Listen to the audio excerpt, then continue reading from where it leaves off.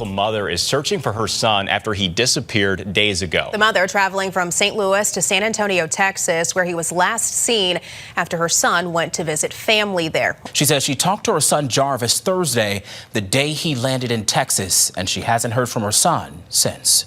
Tonight, a missing Navy veteran from St. Louis found dead in northeast San Antonio. The medical examiner found no apparent cause or manner of death, and police say as of right now, they do not suspect foul play.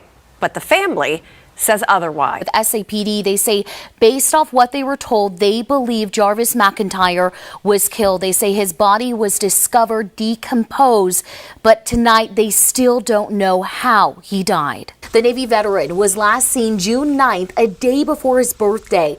His mother, Monique Williams Tippett, says he missed a flight home that morning. There's a gap in between the time that he should have been in the airport and him leaving his Airbnb. At 1:36 that Sunday afternoon, San Antonio police say they got a 911 call from the 1200 block of Hallbrook from a man stating he had been chased by someone with a rifle. Police say they were given limited details about where he was, and when they showed up, they couldn't find the caller. They have not confirmed McIntyre was the caller, but the family believes it was him. His body would be discovered 5 days later in the Solano Creek Greenway, right near where the 911 call came from. The family says detectives told them McIntyre was found without a phone, wallet, keys, or shoes. Thinking of my baby, how vibrant he was, lying in that creek. Face down. The medical examiner says an initial autopsy found no cause or manner of death. San Antonio police say as of right now, no foul play is suspected, but the family has been speaking with homicide detectives. They are now treating this like a murder case. The person who did this to him, we're gonna find you. Yo, YouTube, what's going on? Trey back again, hit y'all another video. Hope y'all having a very great day. Hope y'all having a very great week. My day is going absolutely magnificent. Big shout out to all the channel members and subscribers of the Trey King Show family, and much love to each and every last one of you all. And you all, this is the update to a story that I did last week where we had a 26-year-old missing man who goes by the name of Jarvis McIntyre, who was ultimately reported missing but has been since been pronounced dead. And it's very sad and tragic. But before I start the story, I want to send a special thank you out to my channel members and also to my subscribers for sending me this story. And also, keep these stories coming. And also, before I start the story, because we can officially say it now, since the coroner and the medical examiner has officially announced Jarvis McIntyre is deceased. So I want to send my condolences out to the family and friends of Jarvis McIntyre, because it's very sad and tragic what happened to this young man. Now, family, now you all already know, I already did one video about this situation. Probably have to do another one after this.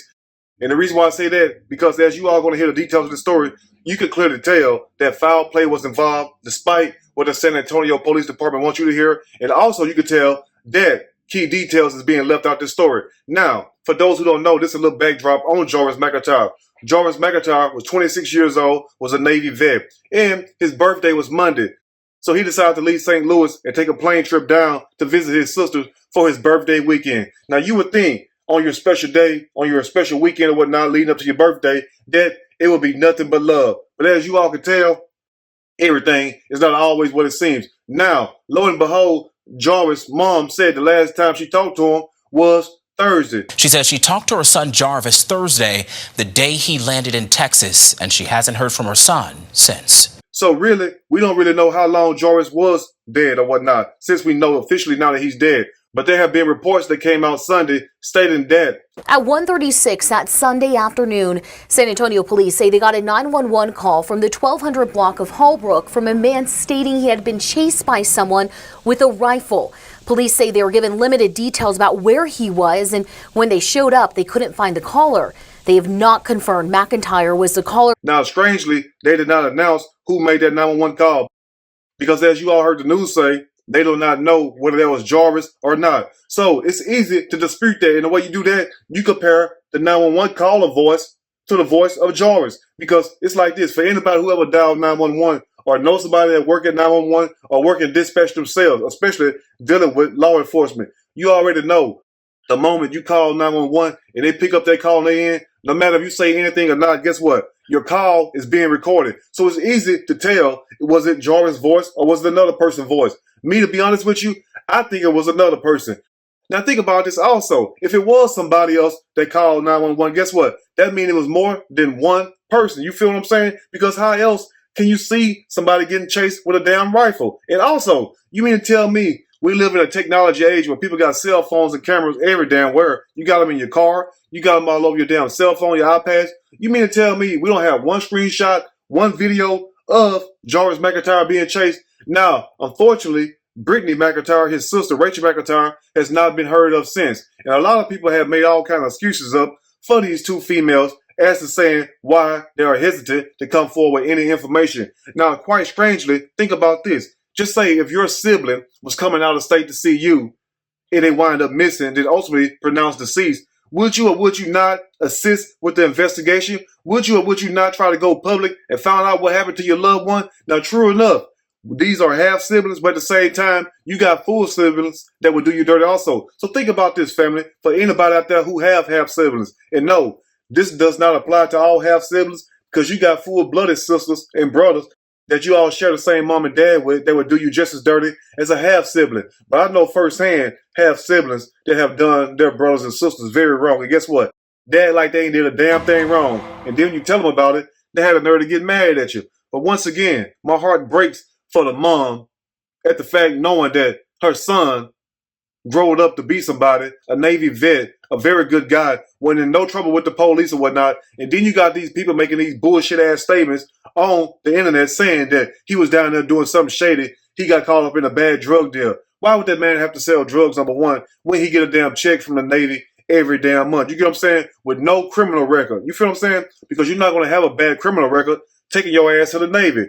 And no, I am not trying to preach, but if you come across that way, just take in the message. Now think about this. We have a man who can survive the mean streets of St. Louis. And you already know how mean the streets of St. Louis are for those people who stay there. Because every other night, or damn near every night, somebody is getting murdered or whatnot. So you have a man who can survive that environment. You have a man who can survive going to the Navy, make it back on shore, make it back to his family, and he winds up dead and missing when he goes down south to visit his half siblings, and we don't supposed to think anything wrong. And now, as you all see the screenshot, Brittany was confessing her love to Jarvis, saying that she is glad that she was able to make his last days on this earth happy, a joyous day or whatnot. But ma'am, even though we ain't heard a damn word from Rachel, and that's very suspect, but if you really felt that way, why didn't you reach out to the mom when you did not hear from Jarvis? And also think about this, because this is the reason why I'm going in like that. Think about this. If you're going to visit somebody and they way out of state, no matter if they're in the same damn city or whatnot, but especially if they state's over, would you not let that person know that you are gone? Would that sibling would not check on you to make sure that you got on your flight safely or whatnot? So you mean to tell me that y'all didn't suspect a damn thing wrong, Brittany and Rachel, until the mom reported Jarvis missing? She did not hear from them. And also, she didn't even hear from you all. So you all didn't think anything was wrong. The fact that Jarvis, number one, he was reported last seen Sunday. So you could not have heard from him Monday. So you all didn't think nothing was wrong when he did not contact you all Sunday night or Monday morning, letting you all know, well, look, sis, I'm about to catch my flight. Thank you all for a great time. It was very lovely, and I will be back very soon. I love you all very much. That's what most family members would do. So you did not think anything was wrong, that he did not reach out to you all? That says a lot right there. But it's very strange that they would try to put the race card on this. And I'm not saying that it's not racist, but at the same time, think about this also as I lay these details out. If it was racial, why would they sit up here, number one, take his wallet, take his shoes, and also take his cell phone if it was racial? You get what I'm saying? Because if it's racial, guess what? They'll just flat out kill you or whatnot. So tell me, family, how can a person get their shoes taken, get their wallet taken, their cell phone taken, and the media wants to think it's racial when clearly this sounds like a setup for a robbery? And once again, no, I'm not saying that the sisters set this up, but at the same time, somebody know more than what they're saying. But let me ask you all this before I dig a little deeper into the story. If you're a family member coming from out of state to see you for their birthday or whatnot, would you not do everything to make sure that you kept in contact with that family member, especially if they stay in an Airbnb or whatnot? Would you not also reach out to that family member and make sure they got on their flight safely? And also, most of all, if you did not hear from your family member and they were supposed to catch a flight, and also that family member did not reach out to the mom, would that not raise suspicion? Would you not come forward to the police? And since you already all on social media, Rachel and Brittany, why didn't you all put out missing files or whatnot, trying to raise awareness so we can find your brother. Look here, nobody's trying to blame people when we do these stories. Some people do, some bloggers do, but I'm not. Really, I just want justice for the family. I want the person found. But it's like this also. If the shoe fit, you got to wear it. And the guilty will always speak. But look at this road right here before I go in on this story. Now, tell me this. How in the hell did a man from St. Louis, Missouri wind up in this damn remote area? And you all want us to think that he was just cruising along. Why would he be cruising along out there? Also, you get what I'm saying? It sounds like he was set up and whoever made that call is trying to throw the people off on what really happened. But guess what? Real eyes see through real lies. But we'll break the rest down as I read a snippet from this story. I'm going to read a quick snippet from this story, and I'm going to give my opinion. All of it. Surely, as we go. Body found in Northeast San Antonio is missing Navy veteran from St. Louis, says the medical examiner. Not the Trey King show. The Barry County Medical Examiner Office on Monday identified a body that was found at a Northeast Side park. A damn shame. This man had his whole life ahead of him.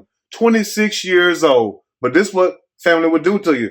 This what jealousy would do to you. Because I guarantee you, they were jealous of this man. Because number one, you're able to take flights. You're able to go on trips. And also, you're able to go out to eat, have a good time and whatnot. Because they have videos of him and Brittany all around town and whatnot. So if you want to see those videos, guess what?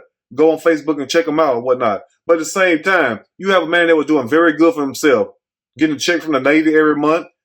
So tell me, family, as I stated earlier in the video, why would people try to say that this is a conspiracy? And also tell me why would people on social media make up dumbass comments saying that he was down there doing something shady and involved in drugs and whatnot, when clearly he didn't have to be. Because guess why? He had a job. He had an employment. He was getting a check. Anyway, let's continue.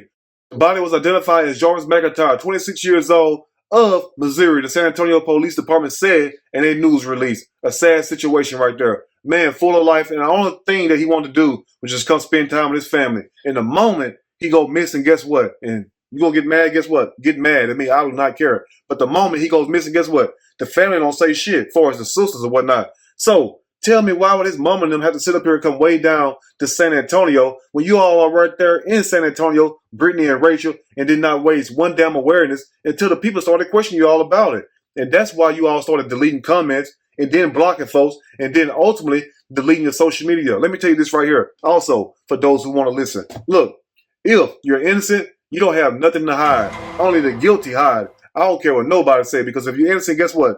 People can see that. People can feel it in their spirit. But at the same time, when you're full of shit, we also can feel that. Anyway, let me go and close up because somebody got mad at that. And the story reads, Jarvis McIntyre's body was found Friday morning in a creek bed at John James Park in the 3900 block of Whitman Road. Said Jarvis McIntyre's body was badly decomposed. Now look here, I am no forensic examiner or whatnot. That's not my field or whatnot. But at the same time, I mean, it's certain stages of decomposition, right? So how long, my smart people out there, does it take a body to badly decompose? Now we ain't talking about decompose, because as the news stated, the body was badly decomposed. So we know that the temperature is hot in Texas, hot as hell or whatnot. And they also say the hotter the temperature, the faster the body would decompose. But how long does it take a body to badly decompose? So answer me this, family. Can a body badly decompose within a few days? Or does it have to be out there a little bit longer? Because me, naturally, I think that he was missing before Sunday. And that phone call, whoever made it, would just throw off the damn scent, throw off the scent on the trail. Because it's going to lead back to exactly how this whole thing took place. And that's why the San Antonio Police Department is saying they do not suspect any foul play. When really, in my eyes, I think they do. Because think about this. Is it natural for a man that's from St. Louis to come down to this remote area and be out in the woods? And also, why would he get out of his car if somebody was chasing him? So, just say if he was out of his car, why would he be out of his car in this remote area? And also, who in the hell made the phone call? Was it Jarvis or somebody else? Because as the news wants us to hear once again. At 1:36 that Sunday afternoon, San Antonio police say they got a 911 call from the 1200 block of Holbrook from a man stating he had been chased by someone with a rifle. Police say they were given limited details about where he was, and when they showed up, they couldn't find the caller. They have not confirmed McIntyre was the caller. They do not know if it was Jarvis or whatnot, when clearly you can just compare the voices. And now in closing, it says an initial autopsy was performed and found no apparent cause and manner of death. So a person can sit up here, die, and you found them in a creek face down, wallet gone, shoes gone, cell phone gone, and you don't expect any foul play, and then you don't have no manner or cause of death. So was the person shot? Was the person stabbed? Or was the person hit with a blunt object? Or did the person suffer from a heat stroke or a heart attack or a damn stroke? You know what I'm saying? It's always a damn cause. I don't understand why would they even say that, because clearly they're trying to cover up more than what took place. It says also that 5 days prior to the discovery, a 911 call was made to the 1200 block of Holbrook near where the park is located. The caller, when we still don't even know who the caller is, they did not say a man or a woman. The caller stated he was being chased by someone with a rifle. The caller provided limited details on his whereabouts and could not be located by the police or other officers that came to the location. Now think about this. Do that make any sense what I just told you? That the caller, even though he supplied limited details or whatnot to what was going on, stated that he was being chased by somebody with a rifle. But tell me this, family, in closing also, how can a man that's in a car wind up in this remote area on foot being chased by somebody with a rifle when he has a damn vehicle that he could flee in? And also, once again, who do you think is responsible for this whole mess? Because clearly it's a lot of details being left out. But like I told y'all in the beginning of the video, we're not pointing no fingers, but clearly we could tell that foul play was involved because the news wants to think that foul play was not involved. So if no foul play wasn't involved, that means it's natural for a person to get chased by somebody with a rifle. And it's also natural for a person away from out of state to be found in a creek bed in a remote area with their shoes gone, with their wallet gone, and also their cell phone gone. So let me ask you all this also, and also to the family. You don't have to report in if you don't want to. Now, they said his wallet was gone. So was his bank account used? Was his credit card used? And guess what? That means one thing. They left a paper trail. Because if they did use his credit cards or whatnot, and also an ATM, they are most likely on camera.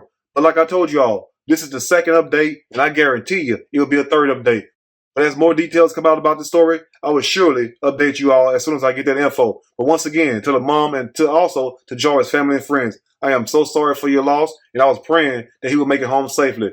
But let this story be a reminder and show you all what some family members really think about you. Because when you really need them the most, guess what? Some of them is going to do just like Brittany and Rachel did, turn a blind eye, act like ain't nothing happened. But anyway, you all let me know what you think about this story. If there's anything I may have missed or misinformed, which is not my true intent, please let me know in the comment section, or you can email me and we can talk about it more there. If you like the video, push that like button. If you like the video, subscribe to the channel and become a channel member. Also share the video with your family and friends. Till next time, you all stay blessed, and I will see y'all soon on next Trey King Show. And guess what? I'm out.